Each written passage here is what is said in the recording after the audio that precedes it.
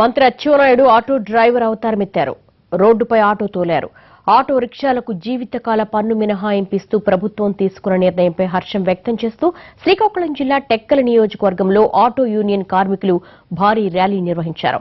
ఈ ర్యాలీలో పాల్గొన్న మంత్రి అచ్చెన్నాయుడు ఆటో డ్రైవర్లతో పాటు తాను కూడా ఆటో నడిపారు. కోటబొమ్మాళి మండలం నిమ్మాడ నుంచి టెక్కలి వరకు సుమారు 20 కిలోమీటర్ల మేర డ్రైవ్ చేశారు. మంత్రే స్వయంగా ఆటో నడుపుతూ సారథ్యం వహించడంతో భారీగా ఆటో వాలాలు ర్యాలీలో ఉత్సాహంగా పాల్గొన్నారు.